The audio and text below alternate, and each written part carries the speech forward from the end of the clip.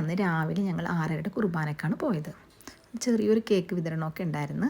അതൊക്കെ വാങ്ങി ഉണ്ണിച്ചോയെ വണങ്ങി ഞങ്ങൾ തിരിച്ചു പോന്നു.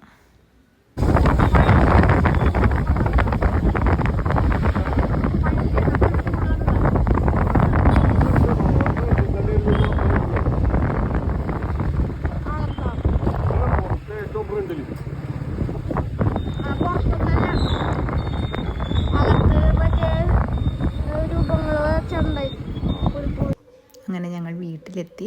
അപ്പോൾ ഈ പുൽക്കൂട്ടിലിട്ടേക്കണ ലൈറ്റൊന്നും ഓഫ് ചെയ്തിട്ടുണ്ടായില്ല. അപ്പം ഞാൻ കുറച്ച് നല്ല ഭംഗിയുണ്ടായിരുന്നു, അപ്പോൾ കുറച്ച് ഫോട്ടോസൊക്കെ എടുത്ത്. അപ്പോൾ ചേട്ടൻ എൻ്റെ കൂടെ വന്ന് നിന്ന് ഞങ്ങൾ ഫോട്ടോസൊക്കെ എടുത്ത്. ഇഷാമോൻ അപ്പുറത്ത് എവിടെയോ ആയിരുന്നു. അങ്ങനെ ലൈറ്റൊക്കെ ഓഫ് ചെയ്യണതിന് മുമ്പ് ഫോട്ടോസൊക്കെ എടുത്ത് കഴിഞ്ഞപ്പോഴേക്കും പുൽക്കൂട്ടിൽ ഉണ്ണിയെ വെച്ചിട്ടില്ല. രാവിലെ തന്നെയാണ് പള്ളിയിലോട്ട് പോയത്. സാധാരണ പാതിര കുർബാന കഴിഞ്ഞ് വരുമ്പോൾ തന്നെ നമ്മൾ പ്രാർത്ഥിച്ചിട്ട് ഉണ്ണിയെ വെക്കും. അപ്പോൾ ഇഷാമോനെ വിളിച്ച് ഞങ്ങൾ രണ്ടുപേരും കൂടി ഉണ്ണിയെ വെക്കാനായിട്ട് അവനെ വിളിച്ചു വരുത്തി.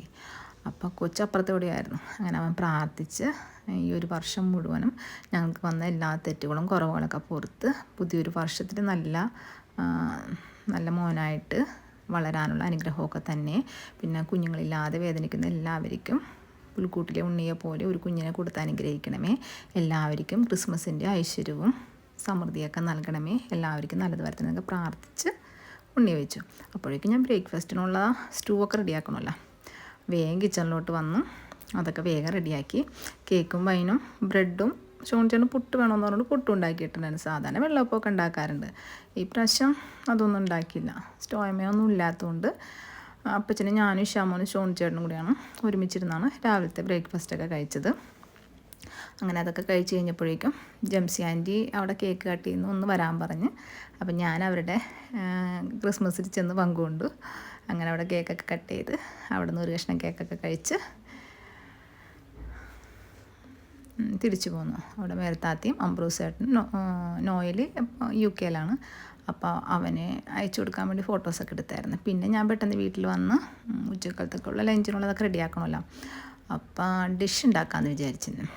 സാധാരണ താറാവ്, ബീഫ്, പോർക്ക് എല്ലാം ഉണ്ടാവും. ഇന്ന് ഫിഷ് മോളി, പോർക്കും കട്ട്ലേറ്റും ഒക്കെ മതിയല്ലോ എന്ന് വിചാരിച്ച്. ഇഷാമോൻ അങ്ങനെ ഒരു ആഗ്രഹം പറഞ്ഞു. എന്തൊക്കെ ഉണ്ടാക്കിയാലും എൻ്റെ കിട്ടിയവന് ചോറ് വേണം. അപ്പോൾ കട്ട്ലേറ്റിനുള്ള ബീഫൊക്കെ ഞാൻ വേഗം മിക്സിയിൽ അടിച്ച് വെച്ച് മീന് വേണ്ടി ഉപ്പും മഞ്ഞളൊക്കെ തേച്ച് വെക്കണമല്ലോ. അപ്പോൾ പെട്ടെന്ന് അതിനുള്ള മസാലയൊക്കെ പുരട്ടി ഞാനങ്ങോട്ട് മീൻ സെറ്റാക്കി വെച്ച് അപ്പോഴേക്കും ഉള്ളിയും സവാളയും ഇഞ്ചിയും വെളുത്തുള്ളിയൊക്കെ അങ്ങോട്ട് റെഡിയാക്കി വെച്ചപ്പോഴേക്കും ഇഷാങ്കൂട്ടൻ എനിക്ക് ഉരുളക്കിഴങ്ങൊക്കെ നന്നാക്കി തന്നു. അവൻ ഈ പറഞ്ഞിട്ട് കുഞ്ഞു ഹെൽപ്പൊക്കെ ചെയ്യാൻ ഇഷ്ടമാണ്. അവന് കളിക്കാനൊന്നും വേറെ ആരുമില്ലല്ലോ. ഒന്നില്ലെങ്കിൽ പപ്പയുടെ അടുത്ത് അല്ലെങ്കിൽ എൻ്റെ അടുത്ത് അല്ലെങ്കിൽ ഫോണിൽ. അപ്പോൾ കൊച്ചു TV ആണ് എൻ്റെ ഇടയ്ക്ക് വന്ന് എനിക്ക് ഉരുളക്കിഴങ്ങൊക്കെ നന്നാക്കി തന്ന്. അപ്പോഴേക്കും ഞാൻ കട്ട്ലേറ്റിന് വേണ്ട സവാളയൊക്കെ വഴറ്റിക്കൊണ്ടിരുന്നപ്പോഴേക്കും ചെക്കൻ എന്നെ ഹെൽപ്പ് ചെയ്തു. അപ്പോൾ കൈ പൊള്ളാണ്ട് പയ്യെ പിടിച്ചിളക്കണമെന്നൊക്കെ പറഞ്ഞ് ഞാൻ കാണിച്ചൊക്കെ കൊടുത്തു. അങ്ങനെ കട്ട്ലേറ്റിന് വേണ്ട മസാലയൊക്കെ ഞങ്ങൾ റെഡിയാക്കി. പിന്നെ ഫിഷ് മോളിക്ക് വേണ്ടിയുള്ള കുറച്ച് തേങ്ങയൊക്കെ ചിരണ്ടണം. അപ്പം ഞാൻ ഇതിൻ്റെ ഇടയ്ക്ക് പോയി തേങ്ങയൊക്കെ ചിരണ്ടി കുറച്ച് പാത്രങ്ങളൊക്കെ ഉണ്ടായതൊക്കെ കഴുകി വെച്ച് അപ്പോഴേക്കും ഇവിടെ മസാല നല്ലോണം മൊരിച്ച് വെളിച്ചെണ്ണയൊക്കെ ഒഴിച്ച് ഒന്നും കൂടി കുരുമുളകൊക്കെ ഇട്ട് നമ്മൾ പിടിച്ച് വരണമല്ലോ, സെറ്റാവണമല്ലോ. അപ്പോൾ ഒന്ന് എണ്ണയിലിട്ട് ഒന്നും കൂടി മൊരിച്ച് അങ്ങനെ എടുത്ത് ബീഫ് അങ്ങനെ അതൊക്കെ മുരിഞ്ഞ് റെഡിയായിട്ട് വന്നിട്ടുണ്ട്.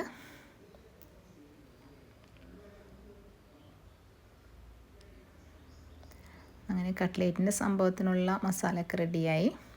അപ്പോൾ ഇപ്പുറത്തെ അടുപ്പിലോട്ട് ഞാൻ വേഗം ഫിഷ് മോളിക്കുള്ള ഫിഷ് വറുത്തെടുക്കണം. അപ്പം ഞാൻ അതിനുള്ള സാധനങ്ങളൊക്കെ പെട്ടെന്ന് റെഡിയാക്കി. പിന്നെ കട്ട്ലേറ്റിന് വേണ്ട മുട്ടയും റസ്ക് പൊടിയും അതൊക്കെ റെഡിയാക്കി വേഗം കട്ട്ലേറ്റ് പുറത്ത് അടുപ്പിൽ വേഗം റെഡിയാക്കി എടുത്തു. പിന്നെ ഫിഷ് മോളിക്ക് വേണ്ടിയുള്ള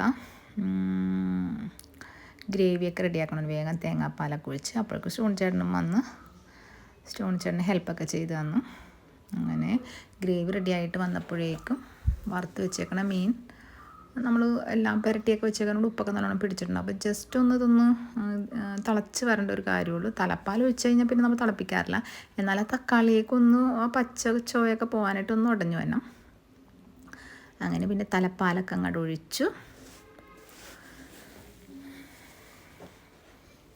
പിന്നെ തക്കാളി ഫ്രിഡ്ജിലിരിക്കണമായിരുന്നു. അപ്പോൾ സ്റ്റോൺ ചേട്ടൻ വേഗം അത് കട്ട് ചെയ്ത് അതും മീതെ അങ്ങോട്ട് വെച്ച് നമ്മളൊന്ന് സെറ്റായിട്ട് വരണം. പിന്നെ കുറച്ച് കിസ്മസും കശുവണ്ടിപ്പരിപ്പൊക്കെ ഇതിന് മീതെ നമ്മളത് സെർവ് ചെയ്യണ നേരത്തെ ഇത്തിരി മൊരിച്ചിട്ടാൽ മതി. മല്ലിയിലയും വേപ്പിലയും കിസ്മസും കശുവണ്ടിപ്പരിപ്പൊക്കെ കൂടി അത് മൊരിച്ചിട്ട് അത് റെഡിയാവും. അങ്ങനെ അതൊക്കെ വേഗം റെഡിയാക്കി. പിന്നെ പോർക്ക് ഉപ്പിൽ വേവിച്ച് വെച്ചിട്ടുണ്ടായിരുന്നു. അപ്പോൾ അതിന് വേണ്ട വെളുത്തുള്ളിയും ഉള്ളി എടുത്താണ്, ഉള്ളിയും മസാലയൊക്കെ ഇട്ടാണ് ഞാൻ പെട്ടെന്ന് റെഡിയാക്കി എടുത്തത്. അതങ്ങോട്ട് ഫ്രൈ ആയി വന്നു. ഇതാണ് ഞങ്ങളുടെ ഉച്ചക്കാലത്തെ ലഞ്ച്. ഞങ്ങൾ ഡിഷായിട്ടാണ് കഴിച്ചത് കേട്ടോ. ഇത് ഷാമോൻ്റെ പ്ലേറ്റിലുള്ളതാണ്. എന്തൊക്കെയാണെങ്കിലും എൻ്റെ കിട്ടിയാൽ ചോറ് വേണം.